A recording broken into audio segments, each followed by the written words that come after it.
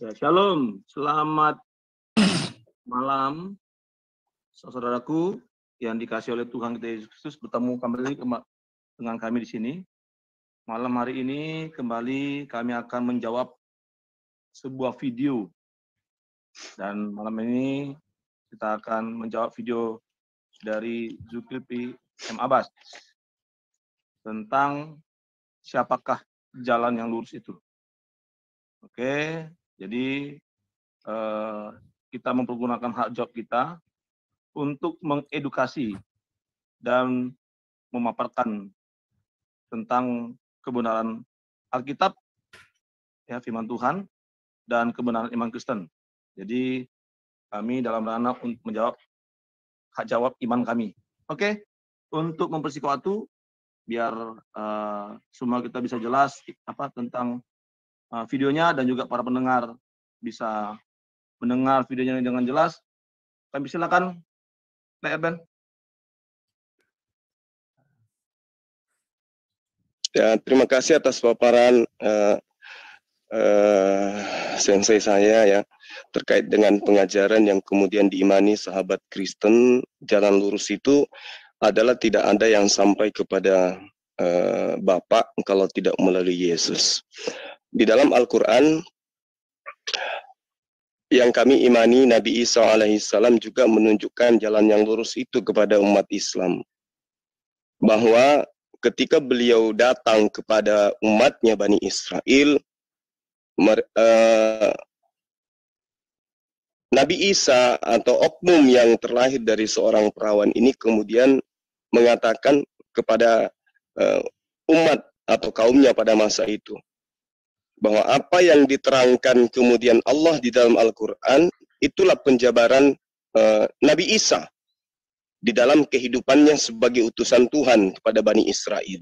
Ma qultu lahum illa ma amartani bi ani ubudullah rabbi wa rabbakum. Jadi ajakannya kepada umatnya itu juga menjadi sebuah pedoman di dalam kehidupan umat Islam sebagai jalan yang lurus, yaitu mengimani sosok Nabi Isa alaihissalam sebagai rasul untuk Bani Israel. Nah, kenapa umat Islam kemudian selalu menerangkan, selalu menyatakan di dalam penyembahan kepada Allah, meminta, memohon, tunjukilah kami jalan yang lurus. Di antaranya adalah jangan sampai umat Islam kemudian ya nyeleneh, meninggalkan konsep apa yang Nabi Isa ajarkan pada Bani Israel. Merubah konsep Nabi Isa yang tadinya utusan Tuhan, hamba Tuhan, berubah menjadi Tuhan itu sendiri.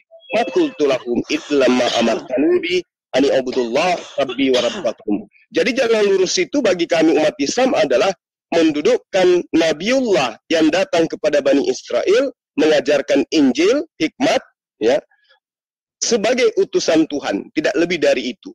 Wa kuntu alaihim syahida ma dumtu fihim falamma tawaffaitani kunta antar raqiba alaihim wa anta ala kulli syai'in syahid. Jadi kami umat Islam, jalan lurus itu adalah mendudukkan mereka yang memiliki kewenangan dari Sang Pencipta alam semesta sebagai jalan menuju kepada Allah.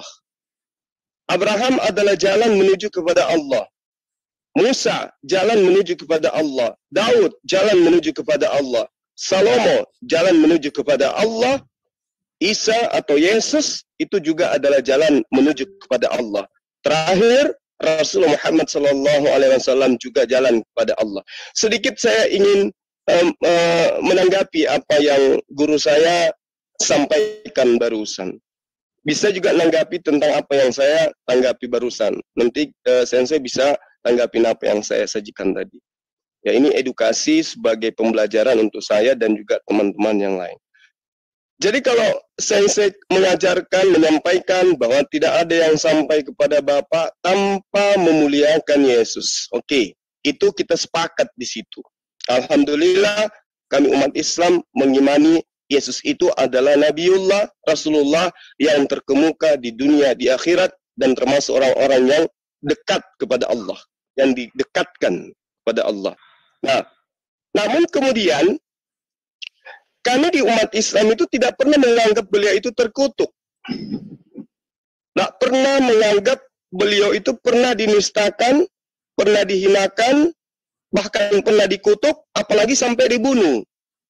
Itulah kedudukan iman kami, yang kemudian bertolak belakang dengan iman saudara-saudara Kristen. Kalau kemudian dimuliakan, maka kudu harus dimuliakan. Nah, kalau kemudian dikatakan kemuliaan bahkan lebih dari Tuhan, nah ini yang jadi tanda tanya. Karena sang Nabi, sang Rasul ketika dia datang kepada Bani Israel, tidak ada satu data pun di mana beliau mengajarkan dirinya adalah sang pencipta alam semesta. Yang ada kemudian adalah beliau ya senantiasa mengajarkan kepada kaumnya bahwa dia pada hari Sabat ke rumah ibadat lalu berdiri membacakan kitab-kitab para nabi terdahulu. Itu bisa dilihat di dalam Lukas 4 nomor 16. Dan alhasil beliau juga ini tidak pernah masuk ke dalam sebuah gereja. Dia selalu masuk ke sinagoge, tempat orang-orang kudus, tempat orang bersunat, tempat orang bertahir, tempat orang yang membasuh muka, tangan, kaki sebelum masuk ke dalam rumah ibadah. Dan beliau Yesus tidak pernah masuk ke dalam gereja, tempat kumpulnya sahabat-sahabat yang masih berkulup. Karena kulup itu ya tidak bersunat itu bagi umat daripada Yesus sendiri itu adalah aib dan dianggap orang yang harus dibasmi dari hadapan Tuhan karena melanggar peraturannya. Saya kira begitu. Jadi kesimpulannya, jalan lurus itu adalah mengimani Isa alaihissalam atau sosok Nabi yang datang kepada Bani Israel mengajarkan hikmat Injil hanya sebatas utusan Allah Subhanahu wa taala. Sekian sementara, saya silakan kalau mau menanggapi penjabaran saya, dengan hormat saya persilahkan. Oke, silakan siapa yang menanggapi? Saya mau menanggapi. Kalau dari segi suara, kayak mantap kali. Meriam bambu. Saya dong. Kayak mantap kali, kayak mantap. Salam. Kalau suaranya, iya. gitu. Tapi isinya nol. Mohon maaf. Iya. Dia mengatakan Abraham adalah jalan untuk Tuhan. Di mana ayat dalam Alkitab? Gitu. Musa, di mana dalam Alkitab? Gitu loh. Daud, di mana dia bilang akulah jalan kepada Tuhan? Siapa lagi? Salomo tadi bilang, di mana di dalam Alkitab ayatnya mengatakan Salomo mengatakan akulah jalan kepada Tuhan? Mana? Ya, jangan suaranya aja kayak mantap gitu loh. Tapi enggak ada isinya kan gitu. Di mana coba ayatnya? Hanya asumsi doang. Anak kecil pun bisa hanya asumsi doang gitu loh. Ya kan gitu. Tunjukkan gitu loh. Contohnya, ya kita share screen aja. Ya. Jadi data kita di Alkitab, bro. Aku share screen. Saya pelan-pelan ini ya. Nah, Abraham, enggak ada. Saya dari tadi cari loh. Mungkin kalau saya cari sampai Tuhan Yesus datang kedua kalinya, kiamat enggak ketemu tuh. Abraham mengatakan akulah jalan kepada Tuhan. Musa mengatakan akulah jalan kepada Tuhan. Apalagi tadi bilang, Salomo mengatakan akulah jalan kepada Tuhan. Enggak ada dari tadi cari gitu. Sampai stres aku gitu, nyari yang dibilang Juma itu. Daud mengatakan akulah jalan kepada Tuhan. Enggak ada gitu. Ini saya ketik jalan ya, jalan. Enggak ada tuh. Dari mana sih Juma itu ngomong gitu ya? Enggak ada tuh. Amsal juga. Mana ada Salomo mengatakan akulah jalan. Ya, dari tadi enggak ada saya temukan ya.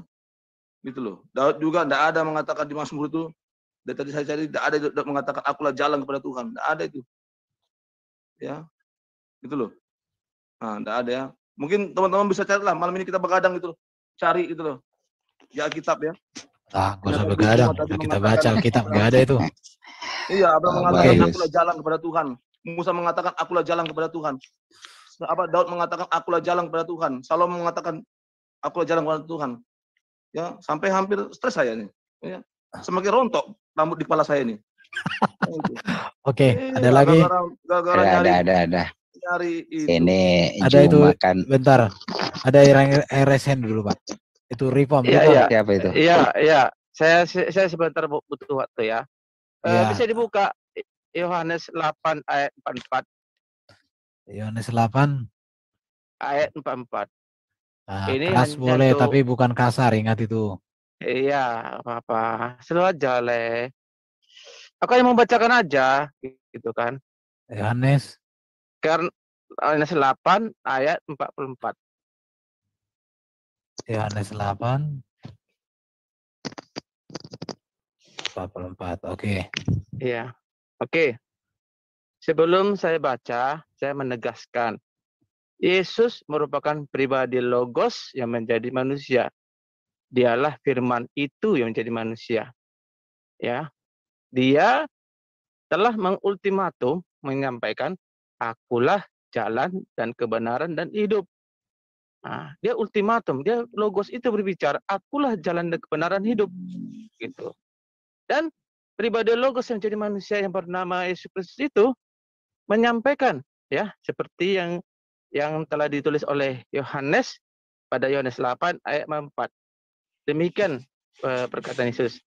Iblislah menjadi bapamu dan kamu ingin melakukan keinginan-keinginan bapamu. Ia adalah pembunuh manusia sejak semula dan tidak hidup dalam kebenaran. Sebab di dalam dia tidak ada kebenaran. Apabila ia berkata dusta, ia berkata atas kehendaknya sendiri. Sebab ia adalah pendusta dan bapa segala dusta. Nah, jadi berdasarkan ayat ini, saya menyimak gitu ya, apa dikatakan si Juma itu ya. Kayaknya dia terlalu licin dalam hal menarasi gitu.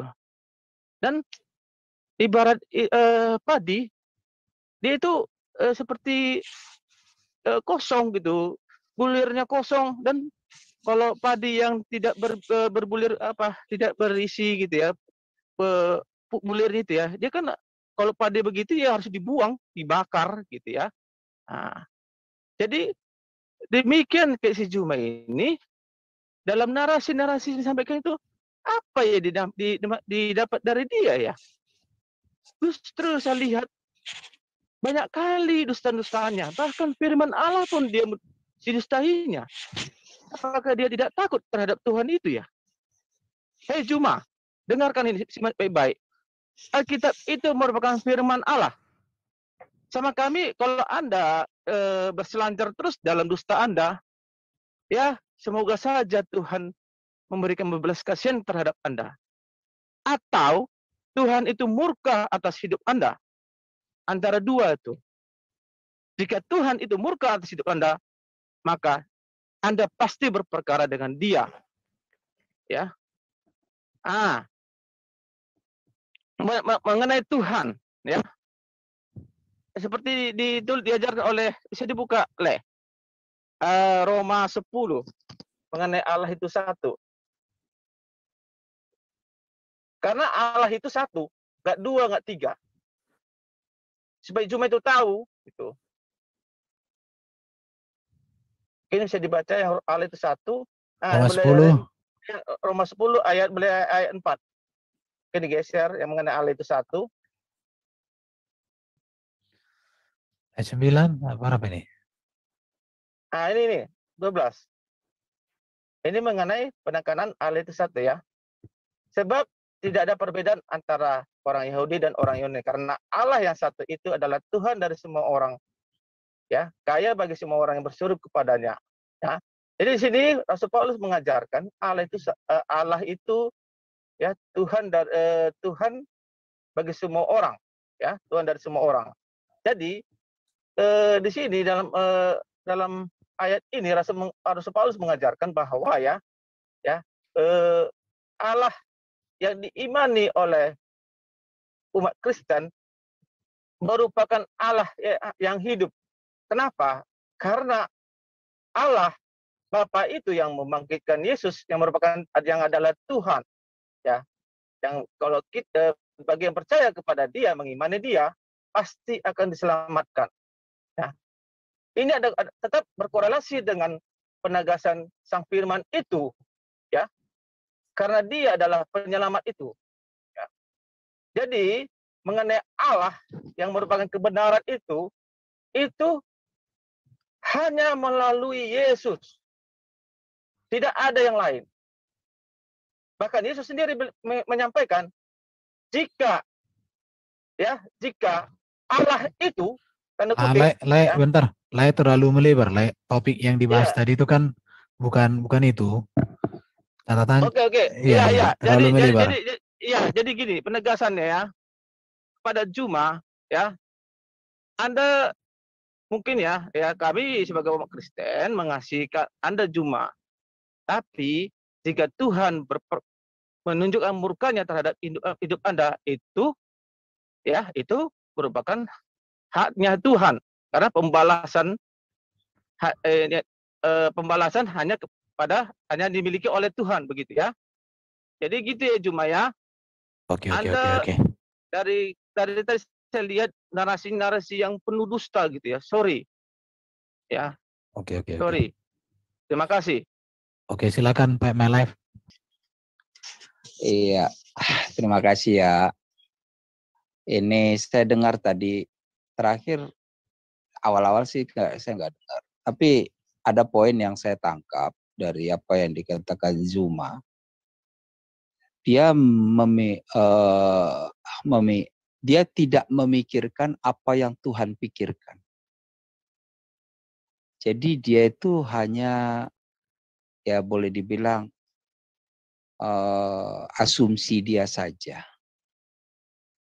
Bahwa dia berpikir dengan Yesus di kayu salib seolah-olah dinistakan. Yesus mati di kayu salib seolah-olah dinistakan. Padahal itu memang jalan Tuhan untuk karya penebusan. Nah, pemahaman dia sangat rendah untuk hal ini. Karena dia menyangka memuliakan Yesus dengan cara yang dia pikirkan. Kalau kita ambil di Yohanes 17 ayat 5 lah, coba.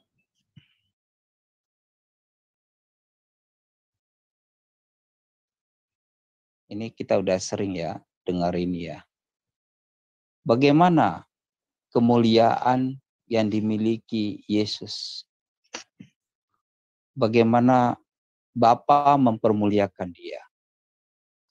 Katakan di ayat 5, oleh sebab itu ya Bapa, permuliakanlah aku padamu sendiri dengan kemuliaan yang kumiliki di hadiratmu sebelum dunia ada.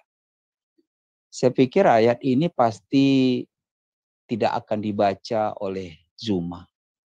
Karena ini menyatakan bahwa Yesus ini sudah ada sebelum dunia dijadikan.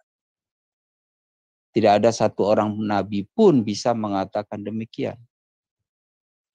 Jadi siapa Yesus itu? Dia harus paham. Baru dia tahu bagaimana cara Tuhan untuk menyelamatkan manusia lewat Kristus, lewat Yesus. Tadi Le Bagus tadi ada di bawah ya, dikatakan waktu Yesus ayat berapa tadi itu ya, yang Pak Bagus tadi itu? Yang mana Pak? Yang tadi, yang terakhir Pak Bagus itu ada ayat itu yang Matius atau apa itu tadi itu? Udah jelaskan yang Pak aja Bagus Pak. terakhir. Udah jelaskan aja nggak? Ya, tahu yang saya. bicarakan mengenai bahwa karena Yesus mengatakan demikian, orang Yahudi itu marah sekali, bahkan mau melempar dia dengan batu. Karena dia menyamakan dirinya dengan Bapa. Aku dan Bapa adalah satu. Mereka marah sekali. Jadi Zuma berpikir selalu mendiskreditkan Yesus. Padahal Yesus mau menunjukkan siapa dia yang bersama-sama dengan Bapa. Jadi sebelum dia sebagai firman tentunya ya. Ini Zuma nggak bisa nyampe gitu. Ibaratnya kalau pikirannya itu selalu tidak akan mau menyentuh ketuhanan Yesus. Selalu mendiskreditkan. Dan bisa dia lebih diperpadat Pak? Ya, poinnya begitu. Jadi Ya. Zuma tidak bisa, tidak akan pernah ya selalu menyangkallah ketuhanan Yesus. Walaupun banyak ayat-ayat yang membuktikan siapa dia. Dialah sang firman yang ada dalam diri Bapa. Dan dia memang dipermuliakan sejak sebelum dunia dijadikan. Ya kan? Dan itu dinyatakan Yesus sendiri ke tengah-tengah bangsa Israel.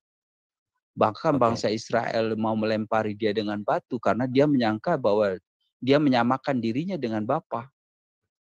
Ini Harusnya dia paham tentang itu. Kalau dia nggak paham tentang itu, apapun ya memang udah begitulah. Dasar pemikiran yang sudah tersesat. Gitulah. Makasih. Oke, Aderion, Resen, monggo bro. Atau Domba dulu, Domba. Oke, aku ya. Jadi kalau tadi aku fokusnya ke sunat ya. Boleh itu? Enggak? Ya udah, jelaskan aja, nggak apa-apa. Ya, jadi aku mau tanya sama kalian dulu. Sunatnya Abraham itu dari siapa? Dari Abraham apa dari Tuhan? Ya buat aja pertanyaan tentang sunat. Ya, jadi kalau Abraham itu diperintahkan Tuhan untuk bersunat. Jadi perintah Tuhan. Sekarang pertanyaannya gini. Jika memang itu umat Islam percaya bahwa sunat itu perintah Tuhan, kenapa tidak ada dalam Al-Quran? Tapi kenapa ada dalam hadis? Tapi daripada kita nggak ada data, aku share screen aja lah ya. Tadi aku cari-cari. Lu bateriku tinggal, siapa baterainya tinggal sedikit ini? Gak apa-apa. Aku share screen. Oke, share screen coba ya. Jadi kita bacakan. Ada yang mengatakan sunat itu sunnah. Apa namanya? Hukumnya sunnah. Tidak wajib kalau namanya sunnah. Kita langsung baca hadisnya aja ya. Jadi gini nih Ibrahim. Ibrahim Khalilur Rahman berkhitan setelah berumur 80 tahun dengan menggunakan kapak. Nabi Ibrahim melaksanakan ketika diperintahkan berkhitan. Dom? Menggunakan Ibrahim Khalilur Rahman berkhitan setelah berumur 80 tahun dengan menggunakan kapak. Kapak dari apa lagi nih? Melaksanakan ketika diperintahkan untuk khitan. Padahal beliau sudah berumur 80 tahun. Hal ini menunjukkan betapa kuatnya perintah khitan. Nah, itu bentar ya, tapi ada di hadis, nggak ada di Quran. Padahal Quran adalah firman Tuhan. Gitu? Iya. Seharusnya perintah Tuhan ya ada di tempatnya di Al-Quran. Dan sebuah hadis yang diriwayatkan oleh Abu Daud Rasulullah SAW, buanglah darimu buku, tanda kurung rambut, kekufuran dan berkhitanlah. Perintah Rasulullah SAW ini. Ini berarti perintahnya Nabi, bukan perintahnya Tuhan. Karena mungkin ya ini kalau kita baca ya, kekufuran dan berkhitanlah. Perintah Rasulullah ini menunjukkan kewajiban umatnya untuk berkhitan. Menurut riwayat populer dari Imam Malik, beliau mengatakan khitan hukumnya sunnah. Tuh. Sunnah tahu sunnah apa? Hadirin tahu sunnah? Boleh dilakukan dan boleh tidak kan? Ade. Betul. Ya. Begitu juga riwayat dalam Imam Hanafi. Banyak yang mengatakan begitu kalau juga riwayat dari berdosa. Imam Hanafi dan Hasan Al-Basri mengatakan sunnah. Berarti sunat ini dikatakan sunnah. Lalu dari mana kata wajib? Banyak umat Islam mengatakan umat Islam harus wajib. Tapi di sini dari data ini bilang sunnah. Namun bagi Imam Malik, sunnah kalau ditinggalkan berdosa. Karena menurut mazhab Maliki sunnah adalah antara wudhu dan nob. Ini kita bingung. Ditinggalkan wajib dong kalau gitu. Kalau berdosa. Ini kan sunnah kalau ditinggalkan berdosa. Harusnya bingung, enggak. Katanya sunnah itu boleh dilakukan pahala, enggak dilakukan enggak dosa. Tapi di sini dikatakan berdosa. Ditinggalkan berdosa. Nah, berarti wajib. Ya, jadi intinya di sini dikatakan perintah sunat tidak ada dalam perintah Allah, yaitu dalam Al-Quran. Itu yang pentingnya. Tapi dari sunnah Nabi. Sedangkan Abraham bersunat itu oleh perintah Tuhan. Ya, memang kita bingung.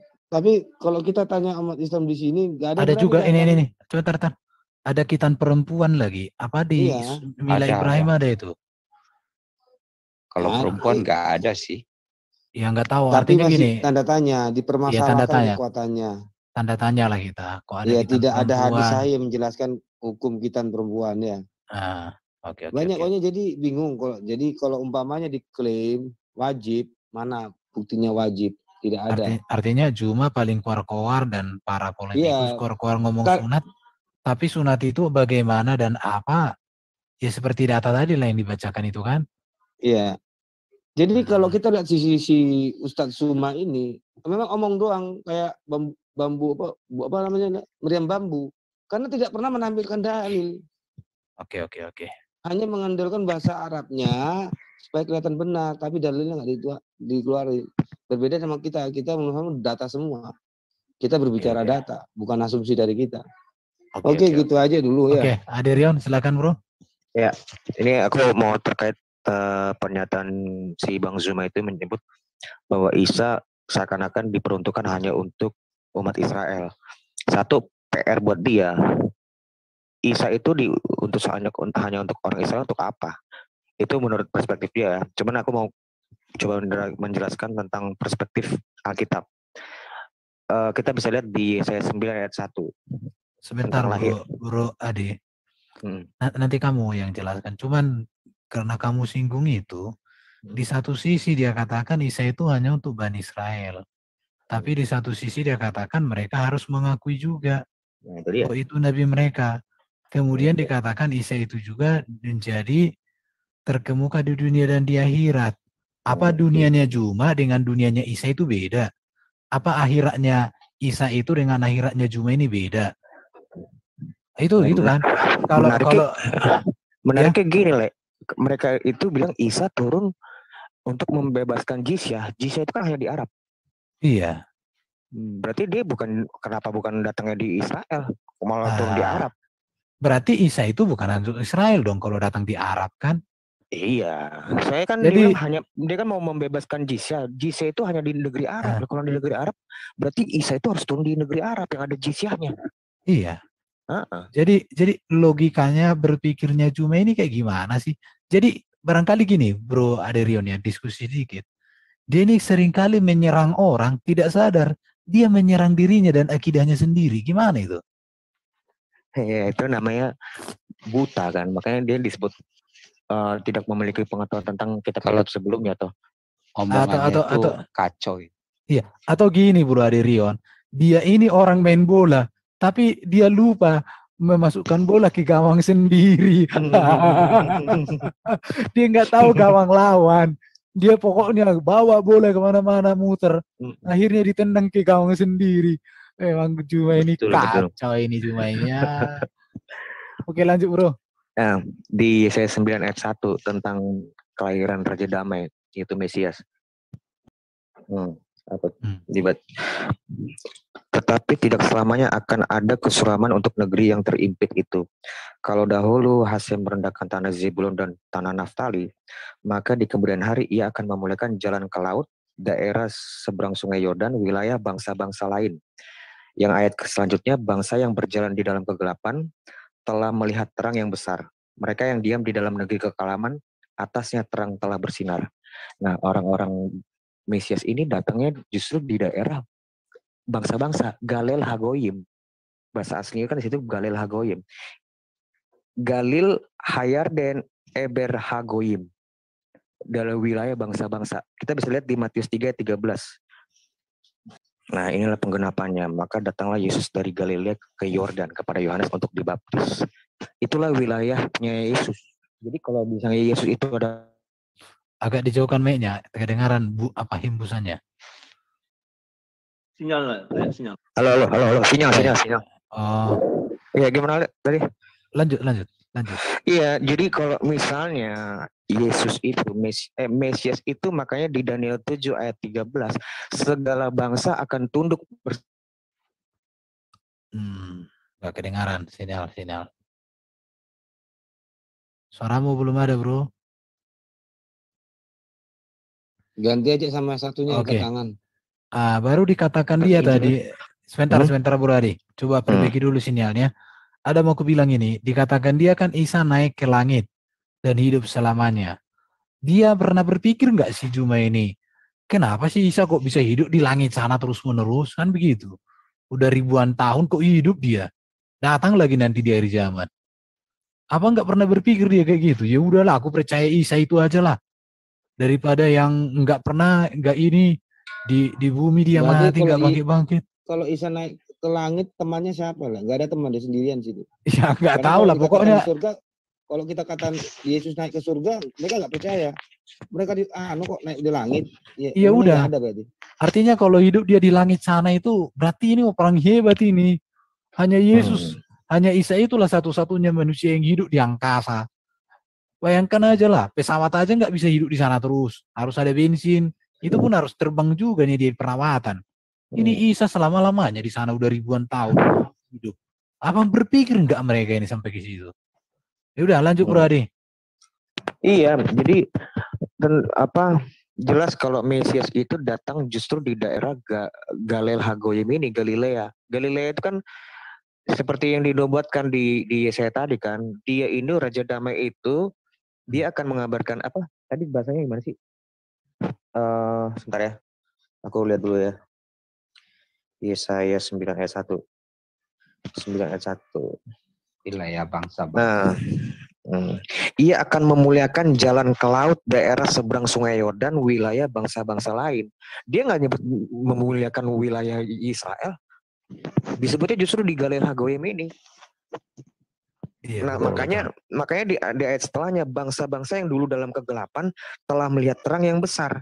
Mereka yang diam di negeri kekelaman, atas terangnya telah bersinar. Makanya kan ini kan sejajar juga kan di mana Yeremia 31 ayat 34 kan. 31 dan 32.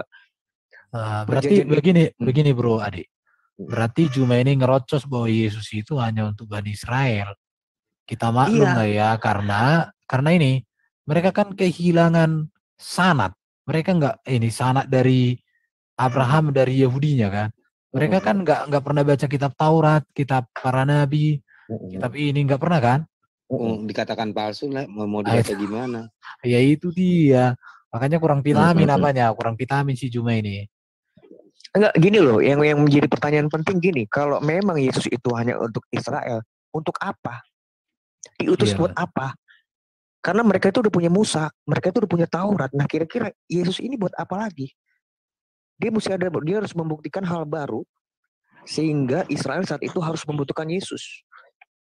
Dia harus bisa menjelaskan itu. Nah, kalau kita kan sudah menjelaskan, ini terkait tentang nubuat tentang perjanjian baru. Yang dimaksud di Yeremia 31 ayat 31 sampai 34. Karena perjanjian lama itu sudah mereka ingkari. Gitu. Begini. Jangan lupa ya. Di kitab Kisah Para Rasul mencatat ya, di mana Rasul Petrus mengalami penglihatan. Di mana ada kaki 4 yang ada kain putih. Dapat 3 kali dia itu. Dan ternyata setelah dia bertemu seorang orang Yunani, Romawi ya, masalah kaisar. Di situ dia memahami bahwasanya memang itu tidak khusus untuk orang Yahudi, melainkan untuk orang Yunani. Bahkan untuk seluruh bangsa gitu. Itu Kisah Para Rasul mengajarkan demikian gitu. Itu. Oke, jadi Daniel Hani nggak udah angkat tangan, kasihan tuh capek tuh saya sedikit membaca di Roma ya, ini mengenai belas kasihan ya. Bisa dibuka Roma 9 ayat 11. Sebab waktu anak-anak itu belum dilahirkan dan belum melakukan yang baik dan jahat, supaya rencana Allah tentang pemilihannya diteguhkan bukan berdasarkan perbuatan, tetapi berdasarkan panggilannya. Dikatakan kepada Ribka, anak yang tua akan menjadi hamba anak yang muda. Seperti ada tertulis, aku mengasihi Yakub tetapi membenci Esau. Jika demikian, apa yang hendak kita katakan? Apakah Allah tidak adil? Mustahil.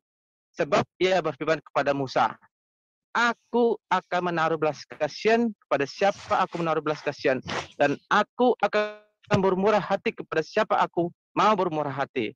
Jadi hal itu tidak tergantung pada kehendak orang atau usaha orang, tetapi kepada kemurahan hati Allah. Ya. Jadi dalam hal ini, ya, ini saya bacakan untuk Juma. Ya. Jadi begini Juma, Anda itu, ya, saya pribadi berdoa ya, semoga Allah berbelas kasihan kepada Anda. Jika Allah tidak berbelas kasihan kepada Anda, maka Dia membenci Anda, ya. Memang haknya itu dimiliki oleh Allah itu sendiri, bukan saya. Oke Bro, mungkin lebih bagus begini, menjawab kita. Iya. Ini saya bacakan aja. Ini sangat cocok untuk pada Juma. Jadi terima kasih ya. Iya. Iya. Oke, siapa tadi? Siapa tadi? Mana siapa itu? Itu sebenarnya Daniel Haning mereka. itu, Bro. Halo. Iya. Saya sedikit Le. Daniel Haning. Daniel. Ya udah. Angkat tangan dulu, Bro. Iya, Daniel Haning tadi udah angkat tangan tadi. Oh ya udah. Ayo Daniel Haning, monggo.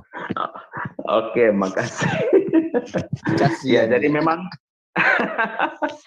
ada kecacatan dalam reasoning atau yang biasa kita bilang logical fallacy. Nah, memang ini karena kekurangan literasi, bahkan mereka sendiri tidak mau membaca literasi kekristenan. Nah, saya memulai dari apa yang dikatakan Suma mengenai Abraham pun merupakan jalan. Sebenarnya yang dikatakan sebelum dari teman-teman Aderion dan lainnya itu memang mengacu kepada ajaran. Harusnya begitu, tetapi kalau kita mau berbicara ajaran pun sebenarnya tidak bisa. Karena Abraham itu hanya diberikan perjanjian, ya. Perjanjian sunat di situ pun harus dimengerti. Nah, ini sayang sekali kalau disampaikan kepada saudara-saudara Muslim, karena ini satu pengetahuan yang sangat baik. Lebih baik saya sampaikan ini kepada teman-teman Kristen, bahwa sunat itu merupakan perlambangan atau alegori. Kenapa sunat itu dilakukan pada hari ke-8? Karena orang Israel atau Musa sendiri percaya bahwa ketika manusia jatuh itu pada hari ke-8, setelah hari ke-7 itu Tuhan menguduskan hari itu. Nah, dipercaya bahwa Tuhan memerintahkan itu kepada Musa untuk dan kepada Abraham ya terutama itu hari ke-8, karena pada saat Adam dan Hawa memakan buah itu memang pada hari ke-8. Nah, itu tidak disebutkan pada hari ke-7. Nah, dari situlah lambang atau alegori di mana Tuhan membuang ya atau memisahkan ya apa yang telah menjadi kejatuhan dari manusia itu diputuskan. Nah, itu lambang dari sunat itu begitu. Jadi apa yang menjadi kejahatan itu diputuskan. Nah, itu juga menjadi lambang kaparot tadi yang Bro Ade jelaskan. Jadi pada hari ke-8 itu menjadi hari di mana Tuhan membereskan masalah dosa Adam dan Hawa. Nah, sekarang kalau kita mau berbicara imam lagi, jadi dasar genealogi dari keimamatan itu apa gitu? Keimamatan Lewi itu dasarnya itu pada kitab Kejadian itu sendiri, di mana Allah itu sendiri menjadi imam ketika dia mempersembahkan atau ketika dia mengorbankan hewan ya untuk diambil pakaiannya kepada manusia. Allah sendiri menjadi imam di situ. Nah, kalau orang bilang Kristus sebagai imam bagi manusia, sebagai perantara, maka ini adalah antitipe daripada tipologi yang sudah digambarkan di dalam kitab Kejadian itu. Nah, menyinggung sedikit lagi mengenai Suma mengatakan bahwa Yesus hanya untuk Bani Israel.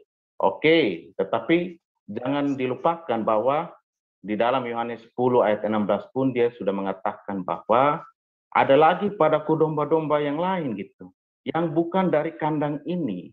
Domba-domba itu harus kutuntun juga, dan mereka akan mendengarkan suaraku, ya. Dan mereka akan menjadi satu kawanan dengan satu gembala. Jadi menjadi satu kawanan di sini yang dimaksud adalah menjadi satu tubuh Kristus atau menjadi satu jemaat Tuhan, ya. Jadi jemaat Tuhan yang adalah mungkin Pak Bro fokus ya. menjawab apa yang disampaikan dia tadi. Contoh, Isa itu bukan pencipta, padahal Allah kan mencipta segala sesuatu oleh firman. Oh iya, oke. Nah, itu jadi memang baru dikatakan bahwa Isa atau Yesus dalam klaim dia masuk ke sinagog, tidak ada ke gereja. Di Quran ada juga kata gereja. Itu coba.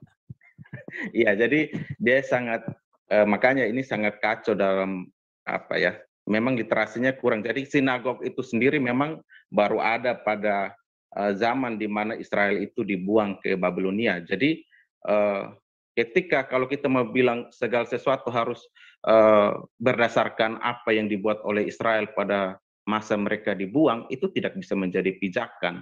Karena harus diakui bahwa ketika Israel dibuang ke Babel, itu terjadi pergeseran budaya di sana. Jadi ada adaptasi-adaptasi ajaran sehingga itu mengubah ajaran Yahudi sendiri. Nah, Yesus yang notabene dia datang di dalam bangsa Yahudi sendiri, dia sendiri menegur para rabi ini. Ya. Dia mengatakan begini, kamu taat melakukan ajaran manusia, tetapi kehendak Tuhan atau perintah Allah kamu abaikan. Nah, kenapa Yesus menegur hal ini?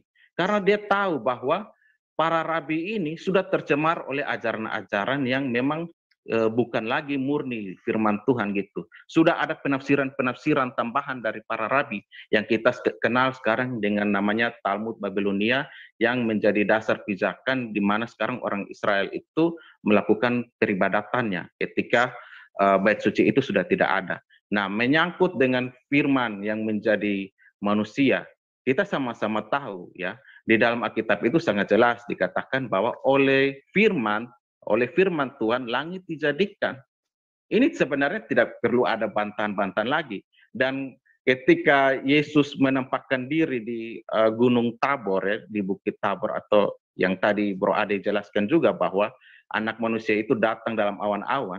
Nah, kita boleh lihat ketika dia melakukan transfigurasi di dalam di bukit itu bayangkan ya, kata yang diucapkan oleh Petrus dan ya diucapkan oleh Petrus ya, apakah kami perlu membuat tenda untuk Musa, engkau dan Elia?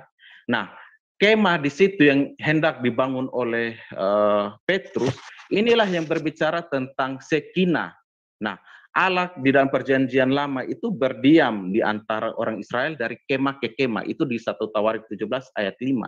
Nah, inilah yang dinanti-nantikan oleh orang Israel. Dan ini pun yang ditulis oleh Rasul Yohanes di dalam di Yohanes 1 ayat 14. Inilah firman itu sendiri. Ya, jadi kalau berbicara tentang keilahian Yesus, memang dari literasi Islam memang sangat sedikit ya, hanya menyatakan bahwa Isa itu hanya kalimatullah dan kalamullah. Nah, sebatas itu, tetapi tidak ada penjebaran lebih rinci. Harusnya ini ditanyakan kepada saudara-saudara kekristenan. Itu saja lah, Erben. Oke, saya ini sangat sedikit ya. Karena di dalam Dia, di dalam Yesus, diciptakan segala sesuatu yang ada di surga dan yang ada di bumi. Jadi Allah menciptakan segala sesuatu oleh firman, dan Yesus adalah firman. Jadi bukan Yesus yang dilahirkan Maria itu yang menciptakan, tapi Allah melalui oleh firman-Nya. Tapi cuma ini kadang membaca kayaknya nggak pintar ini. Mungkin dia hanya bisa hafal, tapi nggak bisa baca dengan betul. Pada mulanya adalah firman. Ayat 3 nih, Juma. Kau lihat ini, Juma. Ya, segala sesuatu dijadikan oleh firman, dan tanpa firman tidak ada sesuatu pun yang telah jadi dari segala yang telah dijadikan. Ini perhatikan ini, Juma ya. Cuma kamu bisa baca ini kah? Tadi sudah saya tunjukkan di Kolose juga ada. Dan ada banyak ayat lain. Bahkan dikatakan Allah menciptakan segala sesuatu. Oleh firman-Nya langit dan bumi dijadikan. Ada di Mazmur ayat 33:6 dan lain sebagainya. Oke, mungkin ada yang mau menambahkan, Pak My Life, silakan. Ya, tadi di Matius 12 ayat 21 ya. Bisa nggak langsung ya? Tadi menambahin Aderion itu benar sekali. Berarti Matius Yesus 12 ayat 21. Itu kutipan dari perjanjian lama sih. Terakhir itu. Dan padanya bangsa-bangsa akan berharap. Iya. Itu kan berbicara tentang Yesus. Ya, jadi semua bangsa-bangsa, dan setelah dia memaklumkan, lalu di ayat Matius 12 ayat 18. Lihatlah, itu hambaku yang kupilih, yang kukasih, yang kepadanya jiwaku berkenan. Aku akan menaruh rohku ke atasnya, dan ia akan memaklumkan hukum kepada bangsa-bangsa. Bukan hanya bangsa Israel. Nah, kalau selayar kan biasanya kan dor katanya. Itu poin terakhir. Jadi dia nggak bisa bilang, Justru mereka itu, coba waktu pencurahan Roh Kudus, itu kan semua bahasa toh, hampir semua bahasa daerah-daerah situ, daerah bangsa-bangsa itu mencerminkan bahwa itu dicurahkan untuk semua bangsa. Kalau Jadi itu udah jelas. Kalau Roh kita pikir, Kudus. kalau dipikir Pak My Life, mengapa nama Nabi Isa itu lebih banyak di kitab dia daripada nama Baginda kan? Iya, Itu harusnya kan salah dia satu. bertanya. Iya. Cuman dia ini kan nggak nyampe ke sana berpikirnya. Dia ini hanya berpikir menyerang, tapi dia Iya. lupa dia menyerang ke gawang sendiri. Ya buktinya itu Al-Quran sendiri harus berbahasa Arab. Berarti untuk orang Arab. Bukan untuk bangsa-bangsa lain.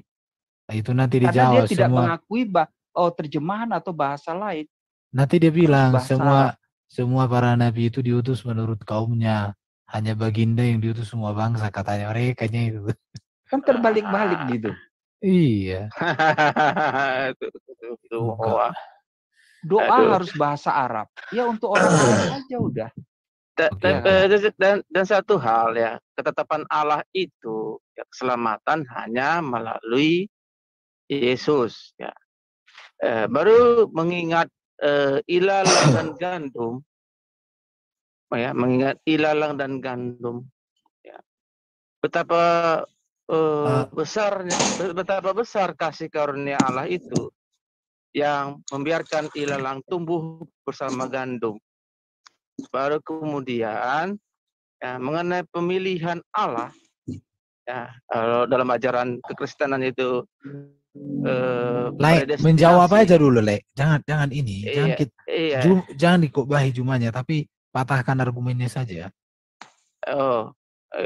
Argumennya itu yang kita patahkan. Oh, iya. Lanjut. Iya, tapi kan saya kan sedikit membubui penegasan boleh kan? Nah, artinya kan kita kan menjawab Juma, bukan mengkobahi Juma kita.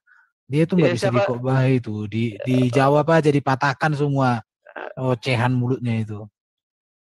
Oh, ya udahlah, mungkin ya kalau dia terus mengoceh hingga akhir hidupnya, ya mungkin dia ditetapkanlah begitu hidupnya. Sekian dari saya. Oke. Ya, ada yang resen 2 orang ini, silakan. Ya.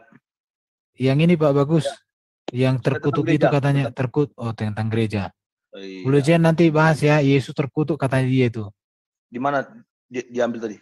Yesus. Kan apa kan terkutuklah orang yang mati pada kayu salib. Artinya nanti boleh bisa jelaskan. Oke, tentang gereja ya. Gereja ini kan berasal dari akar kata dari bahasa Yunani eklesia.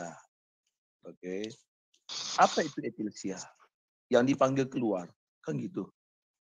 Jadi memang Juma nggak ngerti gitu loh. Ya akar kata gereja dari mana gitu loh. Ya. Memang di zaman Yesus belum ada gereja. Itulah kadang-kadang Juma nih jaga semua golok dan nyambung, kan gitu. Ya, mau dicari kata gereja di zaman Yesus ya sebelum ada jemaat mulai mana ada gitu loh. Ya, sama halnya ketika ada pertanyaan yang seringkali dipertanyakan dituduh orang Kristen. Coba cari di dalam Alkitab Yesus itu beragama Kristen. Kan aneh gitu loh. Ya, disuruh cari Yesus beragama Kristen di Alkitab. Ya sampai hari kiamat tidak ada gitu loh. Karena Kristen itu pengikut Kristus gitu. Masa Yesus pengikut dirinya sendiri? Kan aneh itu. Jadi dari bahasa Yunani tadi gereja eklesia yang dipanggil ya keluar kan gitu.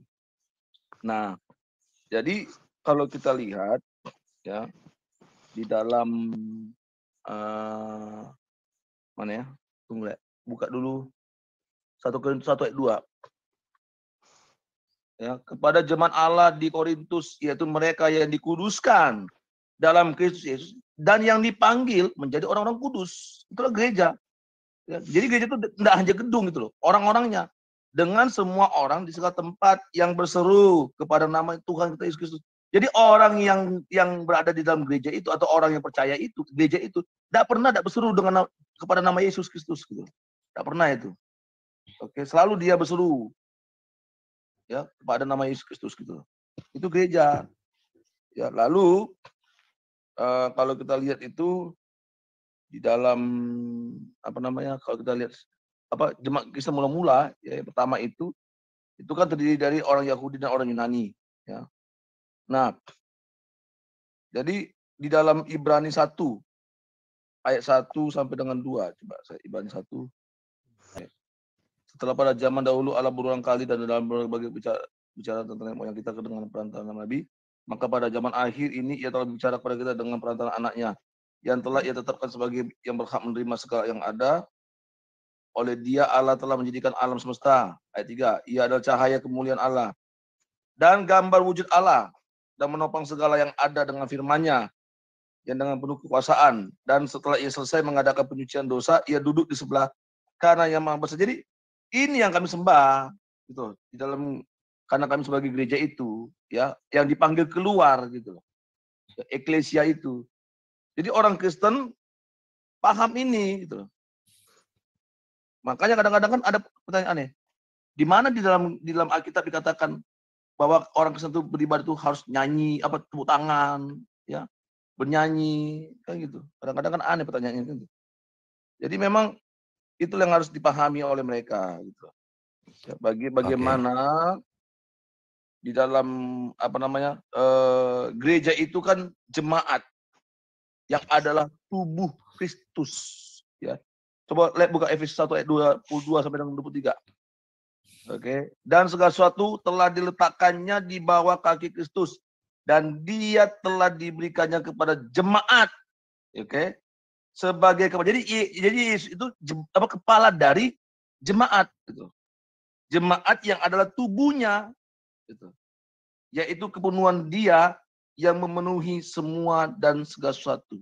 Nah ini. Ya, jadi tapi cuma tidak akan ngerti sih. Sekalian Pak, bagus. Tambahin Matius 16 ayat 18. Coba Matius 16 ayat 18. Matius 16 ayat 18. Emang mereka tahu Petrus? Kan enggak dong? Iya, batu karang, iya. Coba baca itu. Ya, dan aku pun berkata kepadamu, engkau Petrus, adalah Petra ya. Dan di atas batu karang ini aku akan mendirikan jemaatku. Dan alam maut tidak akan menguasainya. Nah, sejarah gereja mencatat bahwa Rasul Petrus ini ya, paus yang pertama ya. Kalau dalam sejarah gereja ya. Iya. Jadi memang Yesus aja sudah ngomong gitu sampai terus menubuatkan kan gitu. Bahwa engkau akan mendirikan jemaatku. Makanya ketika Rasul Petrus berkhotbah dalam Kisah Para Rasul, 3.000 orang bertobat minta dibaptis. Bayangkan hebatnya kan itu Rasul Petrus kan gitu. Ya, tidak ada ancaman, tidak ada. Dia berkhotbah, Petrus mengatakan bertobatlah, ya kan, dan berilah dirimu dibaptis. 3.000 orang ketika mendengar firman Tuhan yang disampaikan Petrus bertobat gitu loh, dan minta dibaptis. Luar biasa firman Tuhan itu. Oke, nah lalu yang apa tadi Le? Terkutuk ya? Iya. Coba atau Bulu Jin bisa bahas. Coba Le buka ayatnya, terkutuk lah. Aku boleh dong jelasin. Oke, silakan. Ya, bisa. Ade, mau bahas? Iya. Silakan. Itu Blue Jin mau ngomong tuh. Atau ada ya. Boleh Pak. Blue Jin dulu Pak. Blue Jin silakan. Saya ngomong ya. Jadi teman kita ini memang dia punya gelar itu seperti yang PR Ben katakan itu ya. Seperti meriam bambu itu. Jadi duar aja tapi nggak ada isinya, tidak menghancurkan. Sama sekali nggak ada isinya, lebih mengedepankan congor daripada nalar yang sistematika. Dia sengaja untuk berkata-kata cepat seperti itu supaya orang itu terkecoh, tidak menganalisa dengan baik, tapi syukurnya jejak digitalnya masih kita bisa ulang-ulang, bisa kita perhatikan, ternyata banyak cacat-cacat berpikir ya. Nah, apa yang disampaikan oleh Rasul Paulus di dalam Galatia pasal 3 ayat yang ke-13 tentang perihal tentang Yesus terkutuk. Yesus Kristus telah menebus kita dari kutukan hukum Taurat dengan jalan menjadi kutuk karena kita, sebab ada tertulis terkutuklah orang yang digantung pada tiang kayu salib. Ya. Nah, dalam konsep Kristen dosa itu ibarat seperti hutang yang harus dibayar dengan tebusan. Nah, ketika dia menebus, dia akan menjadi pemilik daripada orang yang berbuat dosa tersebut. Nah, alusi daripada tebusan ini nggak bisa dengan cara uang, tetapi dengan jalan darah. Ada perjanjian darah, ya, hanya darah yang tercurah. Makanya konsep sunat sebenarnya, konsep sunat itu bukan tanpa makna. Orang sebelah hanya mengatakan, oh orang nggak ada penebusan manusia, nggak ada. Justru sunat itu menggambarkan, merupakan bayangan dari penebusan melalui manusia dengan mencurahkan darah. Jadi kalau tidak tercurah darahnya, itu tidak memenuhi standar daripada sunat itu sendiri. Seorang pria yang disunat umur 8 hari, itu baru diakui, baru dianggap sah kalau dia terpotong dagingnya yang dianggap sebagai kulit mati. Ya kan? Kalau misalkan kita baca punya sebelah kan, bahkan harus dipotong rambut kapirnya itu, rambut kapir dan dikitan gitu. Rambut aja ada yang kapir gitu kan. Nah itu yang lucu. Tapi kita nggak ada ya rambut kapir ya. Dosa itu yang membuat kita jadi kapir di hadapan Allah, bukan rambut bulu bawah yang rambut kapir. Nah, jadi rekan-rekan semua, ketika Yesus berbicara tentang terkutuklah orang, ketika Rasul Paulus mengatakan terkutuklah orang yang digantung pada tiang kayu salib, itu Rasul Paulus mau mengingatkan latar belakang dari Ulangan 21 ayat 22-23 yang mengatakan pehiye peisi het misfat mafet pehumat petalita oto al-ets, yang berbunyi apabila seorang berbuat dosa yang sepadan dengan hukuman mati, lalu ia dihukum mati, kemudian kau gantung dia pada sebuah tiang, maka janganlah mayatnya dibiarkan semalam-malaman pada tiang itu, tetapi haruslah engkau menguburkan dia pada hari itu juga. Sebab seorang yang digantung terkutuk oleh Allah. Nah, jadi kematian akibat sebuah kejahatan itu dikutuk oleh Allah. Apalagi sampai mendekati hari Paskah. Ya kan? Hari Sabat. Hari-hari yang sudah ditetapkan Tuhan. Nah, Yesus Kristus kita tahu bahwa dia tidak bersalah.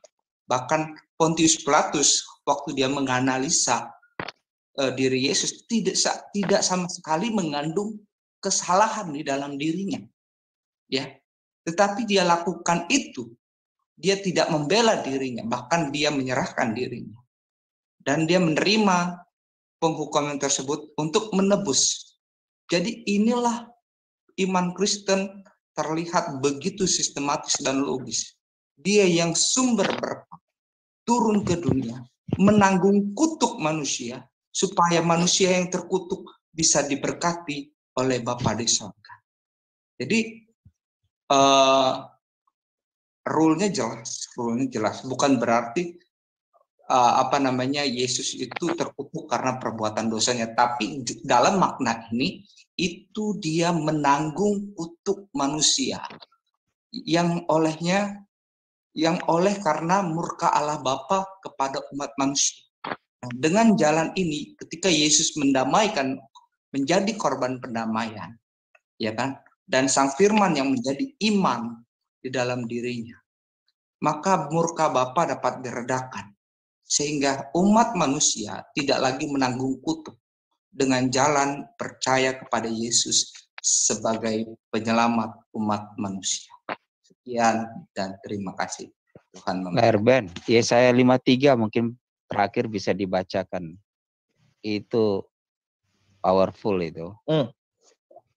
Boleh Yesaya nanti 53. aku jelasin nih Yesaya 53 boleh aku jelasin aku kaitannya nanti boleh. buat kaparotnya Pak. Boleh deh. Pertama kan boleh kita lihat di Galatia 3:13. Itu aku nyambung ke Yesaya 53 juga. Pak Erben boleh ditampilin Galatia 3:13. Jadi kan ini kan Kristus telah menebus kita dari kutuk hukum Taurat dengan jalan menjadi kutuk karena kita menjadi kutuk karena kita, sebab ada tertulis terkutuklah orang yang digantung pada kayu salib. Nah, diksi yang digunain atau yang dipilih oleh Paulus di sini dalam suratnya pada jemaat di Galatia itu kata menjadi kutuk. Tapi kalau kita lihat di Ulangan 21 ayat 22 terkait tentang ini, terkutuklah orang yang digantung di kayu salib, boleh ditampilin Galatia 21 ayat 23. Ayat 22 dan 23. Ayat 23 dulu deh. Biasanya orang-orang muslim polemikus tuh selalu berhenti di ayat 23. Maka janganlah mayatnya dibiarkan semalam-malamnya pada tiang itu, tetapi haruslah engkau menguburkan dia pada hari itu juga, sebab seorang yang digantung terkutuk oleh Allah, janganlah engkau menajiskannya dan selanjutnya. Ini kan ayat 23 itu kan bukan berdiri sendiri. Ada ayat 22-nya toh. Ayat 22 kita lihat ayat 22-nya. Lekku, ayat 22-nya. Nah, di sini ada klausul. Iya, di sini ada, halo, dengar ya? Iya, dengar. Halo? Dengar. Iya. Di sini kan ada klausul apabila seseorang berbuat dosa yang sepadan dengan hukuman mati, lalu ia dihukum mati, kemudian kau gantung dia pada sebuah tiang, nah baru selanjutnya ayat 23, terkutuklah dia. Tapi apakah itu terjadi sama Yesus? Nah inilah kenapa Paulus menggunakan kata menjadi kutuk, bukan terkutuk, karena Yesus tidak melakukan dosa yang sepadan dengan hukuman mati. Kita bisa lihat di Lukas 23 ayat 4. Ini sistematisnya dulu ya kita lihat ya. Lukas 23 ayat 4. Artinya Yesus mati bukan karena dia berbuat dosa, bukan karena dosa dia. Iya. Ayat 4, Pilatus, ini Pontius Pilatus, kata Pilatus kepada imam-imam kepala dan seluruh orang banyak itu, aku tidak mendapati kesalahan apapun pada orang ini. Nah, jadi Yesus ini bukan memenuhi dalam rangka memenuhi dia terkutuk kayu salib karena dia melakukan dosa yang sepadan dengan hukuman mati menurut Ulangan 21 ayat 22. Bukan, tapi kaitannya dengan apa? Kaparot, kurban. Yang dimaksud di Imamat 1 ayat 3, 4, 5. Imamat 1. Ini kita ngomongin tentang kurbanot ya, kaparot ya. Imamat 1 ayat 3, ayat 1 aja dari ayat 1 deh, biar ku bacain. Ini tentang kurban. Tuhan memanggil Musa dan berfirman kepadanya di dalam kemah pertemuan. Ini bukan di aula gedung SD gitu ya.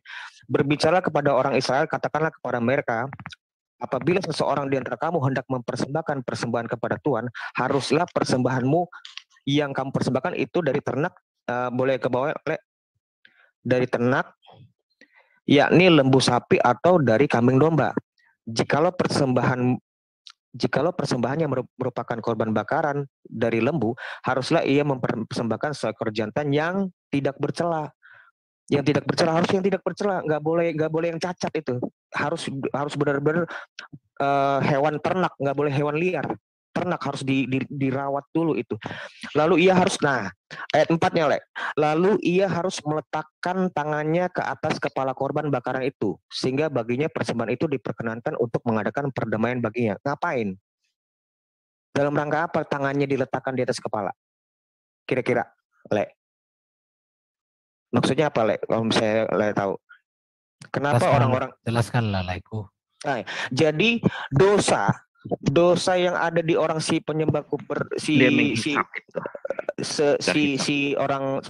dosa yang si pemberi kurban itu tertransfer ke orang si lembu ini yang tidak bercela ini. Yang tidak bercela ini ditransfer ke situ, yang harusnya manusia ini mati digantikan oleh lembu ini. Yang lembu ini tadinya tidak bercela menjadi bercela akibat dosa yang ditransfer ke binatang ini. Makanya ayat selanjutnya ayat 5, kemudian haruslah ia menyembelih lembu itu di hadapan Tuhan. Nah, itu maksudnya kurban itu maknanya itu penebusan dosa. Kaparot itu tentang penebusan dosa, bukan bagi-bagi daging. Dan ini juga ayat selanjutnya ya. Di ayat 5 ya. Kemudian haruslah ia menyembelih lembu itu di hadapan Tuhan, dan anak-anak Harun imam itu harus mempersembahkan darah lembu itu dan menyiramkannya pada sekeliling mezbah yang di depan pintu kemah pertemuan. Jadi darah kurban itu bukan dipel, itu harus dicurahkan. disiramkan ke sekeliling mesbah. Kalau yang sekarang kan terjadi enggak, di depan aula, di depan gedung SD sekolah dipotong sama mamang-mamang, disembelih, terus darahnya dipel, enggak kayak gitu. Harus seperti ini caranya, karena ini maknanya itu dalam. Karena maknanya ini sebentar ya, Le, aku catat nih. Ini tentang darah, Pak. Imamat 11 ayat 17 atau 17 ayat 11, aku lupa deh. Imamat 17 ayat 11. Ayat 11. Iya. Karena nyawa makhluk ada di dalam darahnya dan aku telah memberikan darah itu kepadamu di atas mesbah untuk mengadakan perdamaian bagi nyawamu. Karena darah mengadakan perdamaian dengan perantara nyawa. Ini maksudnya kaparot itu. Darah. Darahnya ini karena menyambung nyawa yang harusnya manusia ini kita mati karena dosa, ditransfer ke si binatang ini. Nah, begitu juga Yesus, dia ngomong kan, dia yang tidak berdosa dijadikan menjadi dosa kan? Apa di Yohanes berapa tuh? Atau Korintus ya, lupa. Yesus kan dijadikan dosa, kenapa? Karena dosa kita itu yang ditanggung sama dia. Padahal dia itu tidak mengenal dosa. 1 Yohanes 3 ayat 5, Le. 1 Yohanes 3 ayat 5. Dia tidak mengenal dosa, tidak bercela. Kurban itu tidak boleh bercela. Dan kamu tahu bahwa ia telah menyatakan dirinya supaya ia menghapus segala dosa dan di dalam dia tidak ada dosa. Memang kaparot ini memang harus yang tidak bercela. Nah, itulah kenapa dia disebut dalam dia yang tidak berdosa dijadikan berdosa. Itu di ayat berapa ya, Le? Bisa bantu nggak? Ya. Nah, itu meaningnya kaparot. Kurban persembahan. Dia dijadikan bukan seperti aku lupa di Korintus tuh. Kira-kira itulah. Mungkin ada teman-teman yang bantu yang ada kalimat dia yang tidak berdosa dijadikan menjadi dosa. Itu di mana ya? Itu Ada. 1 Korintus 5, 1 Korintus 5 ayat 21 coba. 2 Korintus 5 ayat 21. 2 Korintus 5 ayat 21 ya. Iya. Sebab dia yang telah menjadikan dia berdosa karena kita tidak berdosa. Nah, lihat, dia yang tidak mengenal dosa, tidak bercela, telah dibuat Bapa menjadi dosa karena kita supaya dalam kita, dia di dalam Yesus kita dibenarkan oleh Allah. Inilah maksudnya pengantara yang esa ini. Dosa kita yang ditanggung, sebenarnya dia nggak berdosa. Sesuai di 1 Yohanes 5 ayat 3 ayat 5 tadi. Tapi dibuat menjadi dosa. Itu meaningnya kaparot, kurbanot. Itu. Kira-kira seperti itu, Le. Mungkin mau ada yang tambah. Ya. Ada lagi mau nambahkan? Ya, saya tentang kutukannya. Jadi Yes. Yesaya 53 lah dibacakan biar dia paham juga. Oh iya, benar. Gue lupa. Sebenarnya. Iya, Yesaya 53 ayat 8, 10 dan 12. Sesudah penahanan dan penghukuman ia terambil dan tentang nasibnya siapakah yang memikirkan? Sungguh ia terputus dari negeri orang-orang hidup, mati itu. Dan karena pemberontakan umatku ia kena tulah. Pemberontakan Israel lah dia kena tulah. Orang menempatkan kuburnya di antara orang-orang fasik, ayat 9 Le. Di dalam matinya ia ada di antara penjahat-penjahat. Ini udah mati ya, sekalipun ia tidak berbuat kekerasan dan tipu tidak ada dalam mulutnya. Itu tadi sesuai dengan Pilatus yang ngomong, kesalahannya tidak kutemukan.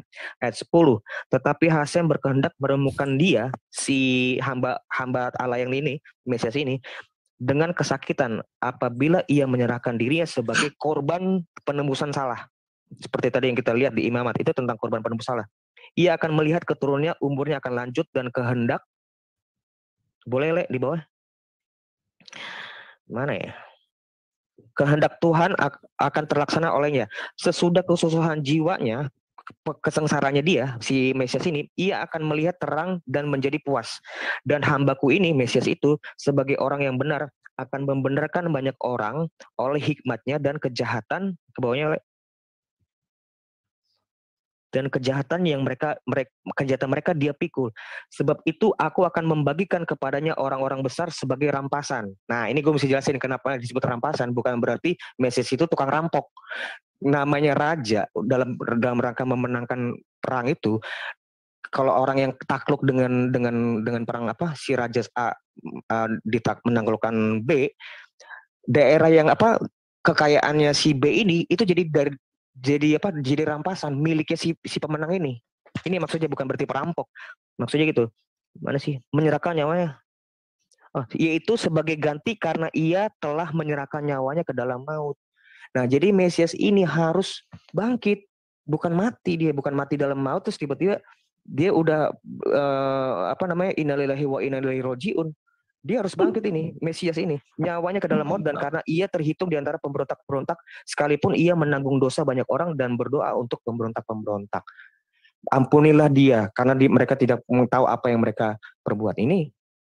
Nah, untuk buat sekedar informasi, orang Yahudi sekarang menganggap ini adalah penderitaan orang Israel dan itu hancur, salahnya minta ampun. Yesaya 53 itu tidak berbicara tentang sekelompok bangsa, tapi seorang hamba yang menderita, yaitu Mesias. Mereka nggak akan bisa membaca ini, orang Yahudi yang sekarang nggak akan bisa menjawab ini, pasti. Kira-kira gitu, Le. Ini tentang penembusan dosa nih, menanggung dosa soalnya. Ya di ayat sebelumnya kan ada istilah kutuk kan. Betul. Udah, Le? Ya, siap, Le. Oke, saya. Jadi gini, tadi kan yang terkutuk itu dari satu berapa tuh? Galatia 3. Galatia 3 ayat 23 ya? 13. Jadi itulah kadang-kadang gagal pahamnya mereka ini. Ya, begini itu terkutuk karena dia mati di salib. Bedakan ya dengan orang yang memang itulah hukumannya dan dia terkutuk dengan dikatakan dia menjadi kutuk. Nah, dari situ aja sudah beda gitu. Ya kan? Jadi dalam Alkitab ya dalam perjanjian baru dalam Galatia itu 13-14. Jadi hukum itu mendatangkan kutuk memang. Itu. Kenapa? Karena dalam hukum itu ada hukuman. Ya. Nah, tetapi Kristus Yesus telah mengambilnya ke atas dirinya sendiri. Harusnya ya, jadi gini ya. Jadi penyalipan itu membawa dia di bawah kutuk hukum Taurat. Nah, itu. Ya. Nah, tetapi Yesus telah menebus kita gitu, dari kutukan hukum itu. Lewat apa? Lewat pengorbanan darahnya. Makanya dikatakan dalam 1 Korintus 7:23, kamu telah lunas dibayar. Gitu. Ya, 1 Korintus 7. Bisa buka, Le? Apa? 1 Korintus 7 ayat 23. Ayat 23. Kamu telah dibeli. Ya, dibeli bukan pakai uang ya. Dan harganya lunas, telah lunas dibayar. Kenapa? Kita dibeli lewat pengorbanan dari Yesus. Gitu. Karena itu janganlah kamu menjadi hamba manusia. Nah, itu. Jadi kita memang sudah lunas dibeli. Gitu. Lalu dikatakan di dalam 2 Petrus 2 ayat 1 juga. Ya, bahwa Tuhan yang membeli mereka. Wahyu 5 ayat 9 juga. Ya. Jadi itulah makna tebusan itu. Ya. Nah, lalu saya mau sini. Ya, menjadi kutukan. Apa sih dimasukkan menjadi kutukan? Nah, seperti tadi yang Adrian tadi ngomong. Ya, 2 Korintus 5 ayat 23. Sebab ia telah dijadikan menjadi dosa ya. Jadi artinya gini. Artinya adalah bagaimana Yesus itu diperlakukan seperti orang berdosa. Gitu loh. Makanya ketika dia dibawa untuk diadili, ya, Pontius Pilatus pun cuci tangan. Kenapa? Karena dia tahu tidak ada dosa, tidak ada kesalahan sama orang ini. Gitu. Nah, tapi orang-orang di sana berteriak, salibkan dia. Apa kesalahannya? Karena dia mengucap Allah. Mengapa Yesus dikatakan mengucap Allah? Karena dia mengatakan bahwa dia Mesias. Gitu. Ya, anak Allah. Nah, itu menurut hadis itu suatu penghujatan kepada Allah. Tadi sudah kita bahas dari kupas tadi, ya, tentang mengapa mereka tidak percaya, kan gitu. Bahwa Yesus adalah Mesias. Oke. Jadi itu, menjadi kutukan itu bukan berarti bahwa Yesus itu terkutuk, bukan. Ini yang seringkali menjadi gagal paham bagi mereka nih. Tetapi Yesus itu diperlakukan sebagai atau seperti orang berdosa yang tidak berdosa. Nah, itu. Ya. Oleh karena kita, gitu, harusnya kita yang terkutuk, gitu loh. Karena upah dosa adalah maut. Hukuman dosa itu ya kematian. Gitu. Jadi kutukan hukum Taurat itu yang menimpa Kristus adalah melalui kematiannya. Jadi kematiannya itulah yang memberikan kepada kita kehidupan. Jadi semua manusia yang berdosa lewat kematian dan lewat pengorbanan darah Yesus, ya, kita yang harusnya mati beroleh hidup yang kekal. Nah, ini harus kita perhatikan. Ya, bagi para pendengar juga seperti itu ya. Terlebih orang-orang yang belum menerima Yesus sebagai Tuhan dan Selamat. Jadi hanya Yesus Kristus itulah ya satu-satunya pokok keselamatan. Nah, itu. Hanya Yesus itulah satu-satunya yang menebus kita dan telah membeli kita lewat darahnya dari kutukan hukum itu. Nah, oke, itu aja saya. Luar biasa, Pak Bagus tadi ya, aku mungkin mau bukan kita yang harusnya terkutuk, tapi harusnya kita yang mati. Karena kan tidak ada manusia yang tidak berdosa. Harusnya kita yang mati, tapi karena kita justru dia yang mati menanggung kutuk kita, dosa kita yang ini dia yang nanggung seperti itu. Oke. Saya tambahkan sedikit ya, Pak Erben. Boleh? Ya, silakan. Ya. Jadi kalau berbicara mengenai korban itu memang di dalam imamat itu ada berbicara 6 korban ya, korban bakaran, sajian, ya, keselamatan, penghapusan dosa, pelanggaran, dan korban penebus salah. Nah, saya mau menyinggung dari imamat 16 dulu. Di sini saya akan mengajak kita melihat tipologi dan antitipenya pada Yesus Kristus. Ya, di sini dikatakan ia harus mengambil kedua ekor kambing jantan itu dan menempatkannya di hadapan Tuhan di depan pintu kemah pertemuan, dan harus membuang undi atas kedua kambing jantan itu sebagai undi bagi Tuhan dan sebuah bagi Azazel. Ini sebuah bagi Azazel ini artinya kambing yang tidak dipilih atau terundi itu akan dilepaskan.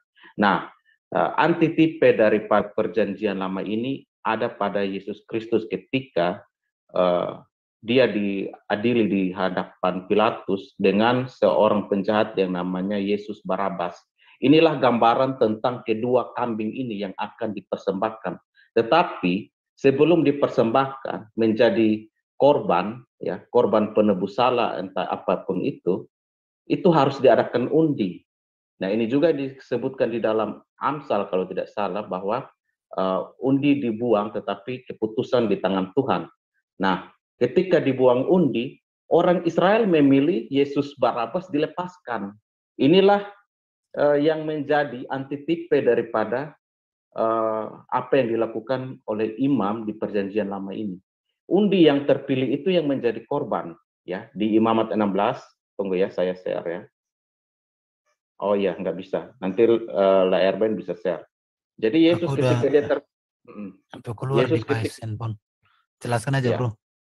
Jadi Yesus ketika dia terpilih menjadi atau telah terpilih menjadi kambing jantan yang harus diundi ya, yang terpilih menjadi korban, maka dialah yang menjalankan ini, dan Barabas ini menjadi perlambangan dari orang-orang berdosa yang dilepaskan dari hukuman itu. Jadi ini baik maupun secara aturan Mesias melakukan itu, tetapi bagi perlambangan pun sangat jelas, dan itu pun diceritakan dengan sangat jelas di mana Yesus Barabas dan Yesus Kristus menjadi undian di mana Yesus Kristus yang terpilih menjadi korban penebus salah. Itu saja. Mau tanya, Bro, tentang dua undi itu menurut pemahamannya orang Pilatus apa orang Yahudi? Oh, itu setahu aku itu pemahaman orang Yahudi, karena Pilatus pernah bercerita, menurut pemahaman kalian harus salah satu ada yang dibebaskan. Siapakah di antara? Nah itu kan, berarti orang Yahudi sebetulnya tahu tentang ayat ini, karena adat istiadat mereka seperti itu, benar kan? Betul. Ini perlambangannya nanti sampai kepada Ismail dan Ishak, di mana Ismail itu dia harus dilepaskan dari rumah tuannya. Jadi dia yang dulu budak di dalam rumah Abraham, dia harus dilepaskan untuk menjadi orang merdeka. Nah, ini pemikiran-pemikiran yang ada di dalam perjanjian lama ini ikut terserap sampai kepada Yesus Kristus. Nah, ini menjadi satu cerita dan benang-benang merah yang utuh gitu ya, tersambung gitu. Jadi inilah yang dinyatakan di dalam perjanjian baru, dan kita bersyukur bahwa ini semua dinyatakan bagi orang Kristen. Nah, orang Israel memang belum menerima ini, apa-apa. Itu aja lah, Erben. Halo, gue mau nanya dong, Kalau korban itu dilakukan di lapangan bola SD Kelalar, itu bisa nggak? Oh, nggak bisa, harus di mungkin tradisi sekali, mungkin loh, lah bisa loh. Gue kalau ngeliatin Idul Adha kan mereka melakukan di lapangan bola. Nah, itu kira-kira sesuai nggak dengan apa yang diajarin nama Musa dan lain-lain? Ya. Oh, enggak. Jadi, ini ada satu penggambaran lagi. Kalau Musa di dalam Alkitab enggak, tapi kalau Musa di mereka enggak tahu. Ya. Nah, ini ada satu perlembangan lagi, teman-teman. Di dalam Kejadian 3 ayat 15, di situ dikatakan ia akan meremukkan kepalanya. Nah, bukit tengkorak itu melambangkan kepala loh. Nah, penyaliban di atas bukit tengkorak itu melambangkan kepala ular itu diremukkan. Ketika Yesus disalibkan, terjadi gempa bumi di sana. Ini makna dari perlambangan meremukkan kepala. Memang secara rohani iblis ditaklukkan di situ. Tetapi baik secara literal maupun secara alegori ini ditangkap dua-duanya. Itu aja. Itu harus di zamannya Raja Mesia ya? Iya, betul. Itu harus, dan itu dicatat dalam sejarah gitu. Oke, thank you. Udah, saya pikir udah cukup ya.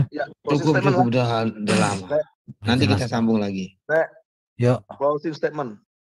Oke, terima kasih untuk teman-teman yang menyaksikan kita di dalam menjawab Juma. Sebenarnya kita harapkan juga Juma bisa mempertanggungjawabkan setiap ocehannya di depan tim CIA atau dengan saya pribadi atau siapapun. Silakan supaya jangan hanya bisa ngerocos. Kita mengasihi Juma dan lain-lain supaya jangan sampai dia menyesatkan orang, memberitakan ajaran yang salah tentang Kristen. Apa yang kita jelaskan hari ini semuanya berbasis data Alkitab dan itu bisa teruji secara akademis teologis dan historis, semuanya lah di situ. Mantap. Oke ya. Terima kasih untuk semua teman-teman yang di room yang sudah memberikan berbagai pemaparan. Tuhan Yesus memberkati. Ya. Oke, Bapak Agus silakan. Haleluya. Jadi saudara pendengar, ya, dari apa yang sudah kita kupas tadi, saya mau menyimpulkan, ya, di dalam iman Kristen, bahwa Yesusku luar biasa. Yes, Yesus dahsyat, men. Dialah Sang Firman Allah yang hidup itu, ya kan? Dan dialah yang maha kasih itu. Karena kasihnya, dia telah menebus kita. Harusnya kita yang mati binasa dalam kematian kekal. Tapi karena kasihnya, dia memberikan kepada kita hidup yang kekal.